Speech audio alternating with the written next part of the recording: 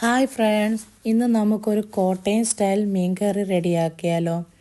അതിനുവേണ്ടി ഞാനിവിടെ എടുത്തിരിക്കുന്നത് കിളിമീനാണ്. അത് നല്ലതുപോലെ കഴുകി വൃത്തിയാക്കി കട്ട് ചെയ്ത് ഞാനിവിടെ എടുത്തിട്ടുണ്ട്. ഇനി നമുക്കിത് നേരെ കുക്ക് ചെയ്താലോ. അതിനുവേണ്ടി ഞാനിവിടെ ഒരു മൺചട്ടി എടുത്ത് അടുപ്പത്തേക്ക് വെച്ചിട്ടുണ്ട്. ചട്ടി ഒന്ന് നല്ലതുപോലെ ചൂടായി വരുമ്പോൾ ഒരല്പം വെളിച്ചെണ്ണ ഒഴിച്ചു കൊടുക്കാം. വെളിച്ചെണ്ണയും നല്ലതുപോലെ ഒന്ന് ചൂടായി വന്നു കഴിയുമ്പം അല്പം കടുക്,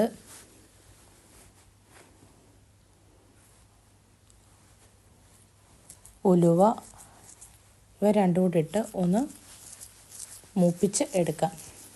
കടുകൊന്ന് പൊട്ടിയും വരണം, ഉലുവയൊന്ന് മൂത്തും വരണം.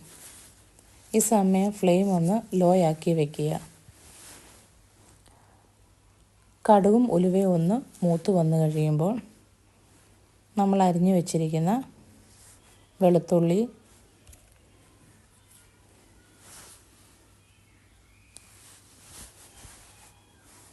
ഇഞ്ചി,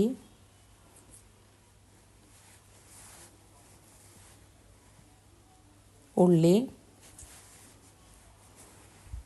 പച്ചമുളക് എന്നിവ ചേർത്ത് നല്ലതുപോലെ ഒന്ന് വഴറ്റിയെടുക്കുക.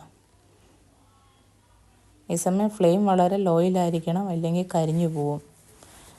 അങ്ങനെ നല്ലതുപോലെ നമുക്കൊന്ന് എല്ലാം കൂടെ ഒന്ന് വഴറ്റി എടുക്കാം.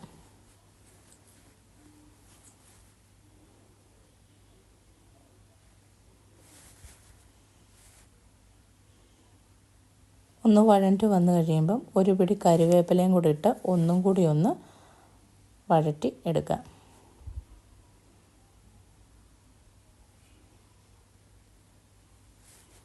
എല്ലാം നല്ലതുപോലെ ഒന്ന് മൂത്ത് വന്നു കഴിയുമ്പം നമുക്ക് പൊടികൾ ചേർക്കാം. ഞാനിവിടെ 1/4 ടീസ്പൂൺ മഞ്ഞൾപ്പൊടിയും 1.5 സ്പൂൺ മല്ലിപ്പൊടി ഇട്ട് ഒന്ന് ഇളക്കി കൊടുക്കുന്നുണ്ട്. അതിനുശേഷം 2 സ്പൂൺ മുളക് പൊടി,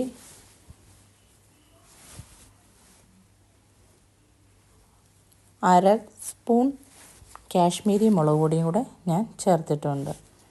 ഇവയെല്ലാം കൂടെ ഒന്ന് നല്ലതുപോലെ ഒന്ന് ഇളക്കി ഇതിൻ്റെ ഒരു പച്ച കൊത്ത് മാറുന്നിടം വരെ ഒന്ന് ഇളക്കി കൊടുക്കണം.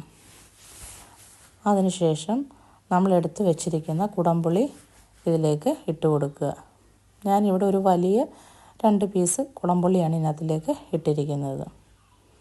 എന്നിട്ട് ഒന്ന് ഇളക്കി യോജിപ്പിക്കുക. അതിനുശേഷം ആവശ്യത്തിനുള്ള വെള്ളം ഇതിലേക്ക് ഒഴിച്ചു കൊടുക്കുക. ഞാനിവിടെ ഒത്തിരി വെള്ളമൊന്നും ഒഴിച്ചു കൊടുത്തിട്ടില്ല. ഒരു സാമാന്യം ഒരു മീഡിയം രീതിയിൽ വെള്ളം മാത്രമേ ഞാനിവിടെ ഒഴിച്ചു കൊടുത്തിട്ടുള്ളൂ. കാരണം ഇതൊരു തിക്ക് ഗ്രേവിയിലാണ് ഞാനിവിടെ തയ്യാറാക്കുന്നത്. എല്ലാം കൂടെ നല്ലതുപോലെ ഒന്ന് ഇളക്കി യോജിപ്പിക്കുക.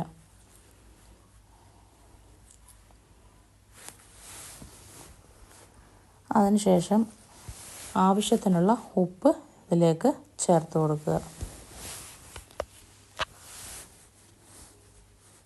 ഒന്നും കൂടെ ഒന്ന് ഇളക്കി കൊടുത്തിട്ട് ഒരു മൂടി വെച്ച് അടച്ച് ഒന്ന് തിളപ്പിച്ചെടുക്കുക.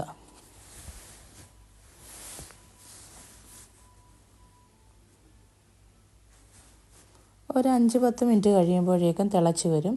അപ്പം നമ്മൾ മൂടി തുറന്നിട്ട് നമ്മൾ കഴുകി വൃത്തിയാക്കി എടുത്തു വച്ചിരിക്കുന്ന മീൻ കഷ്ണങ്ങൾ ഇതിലേക്ക് ഇട്ട് കൊടുക്കുക.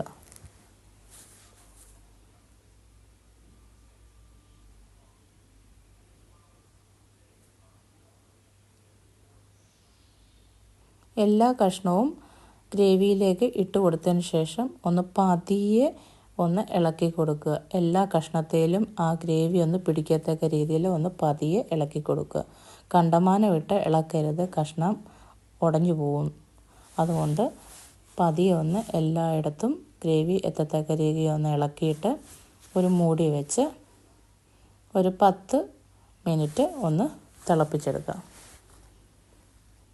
10 മിനിറ്റ് നല്ലതുപോലെ തിളച്ച് കഴിഞ്ഞ് നമ്മൾ മൂടി ഒന്ന് തുറന്ന് നോക്കാം. മീൻകറി ഇപ്പോൾ ഇവിടെ നല്ലതുപോലെ ഇങ്ങനെ തിളച്ച് കൊണ്ടിരിക്കുകയാണ്. ഈ സമയം നമ്മൾ തവി കൊണ്ട് പതിയെ ഒന്ന് എല്ലാ സൈഡും ഒന്ന് ഇളക്കിയിട്ടൊന്ന് കൊടുക്കുക. അതും പതിയെ വേണം, എല്ലാം കൂടെ വെറുതെ ഇട്ട് ഇങ്ങനെ ഇളക്കി കൊടുക്കരുത്. ഈ സമയത്ത് നമുക്ക് ഉപ്പും പുളിയും എരിവും ഒക്കെ കറക്റ്റാണോ എന്ന് ചെക്ക് ചെയ്യാം. അതിനുശേഷം വീണ്ടും ഒന്ന് അടച്ചു വെച്ച് ഒരു 6-7 മിനിറ്റും കൂടെ ഒന്ന് തിളപ്പിക്കാം. അങ്ങനെ 6-7 മിനിറ്റ് കഴിഞ്ഞ് മൂടി തുറന്ന് നോക്കുമ്പോൾ നമ്മുടെ മീൻകറി ഇവിടെ റെഡി ആയിരിക്കും. ഇത് നല്ല ഒരു മണമാണിതിന് ഈ സമയത്ത് വരുന്നത്. ആ പുളിയുടെയും ഇതിൻ്റെയൊക്കെ നല്ലൊരു മണം അടിക്കും. സാധാരണ കോട്ടയം സ്റ്റൈൽ മീൻകറിക്ക് ഒരു പുളി ഇച്ചിരി അല്പം കൂടുതലായിരിക്കും മുന്നിലേക്ക്.